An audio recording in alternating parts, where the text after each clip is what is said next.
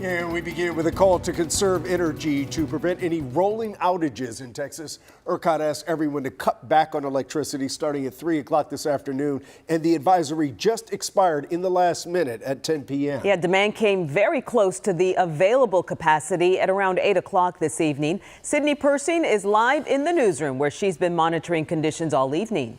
Hey, Chris. Hey, Izzy. So ERCOT today asked Texans to conserve, and it appears tonight Texans listened. ERCOT did not need to enter any emergency operations, but I want to explain to folks why they thought earlier today that might be a possibility. I think our viewers at home have seen this before, but it's important to remind everyone the blue line here, that's demand, and our purple line, that is capacity. Of course, we like to have space in between those two lines. As you go down here, you can see tonight around 8 o'clock, those lines got very close, but demand never exceeded capacity. I want to walk you down this way. As you can see, okay, this just changed for us. Really important to note, here are our grid conditions. We like to see these bars full and fully green. They've been yellow today, and just about 4 of them were full. But now, just as that appeal has ended, these have just switched greens. These are our operating reserves. We like this number to be as high as possible. The higher, the better. And this just switched. This originally had that appeal notice here for the last 7 hours, and we just saw it switch. Of course, we know that appeal was here in part because of really high demand.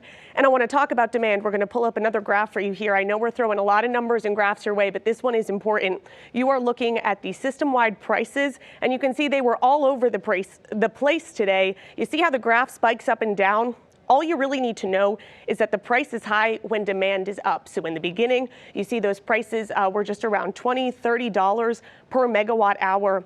And then just after 7:30 today, they spiked to more than $4,000 per megawatt hour. So in addition to talking about demand all day, we know, of course, it was also very hot. But the reason we pay attention to those later hours in the day, of course, wind. There's not a lot of wind in the summer in Texas. That's not surprising. But solar generation, as we get into the later hours of the evening, it starts to decline and then goes completely offline after sunset. So that's why we paid attention to that 7, 8 o'clock, almost 9 o'clock hours. So again, it appears that for now we are out of the woods tonight. But of course, Pete, we know there are several hot days ahead and people really have to pay attention.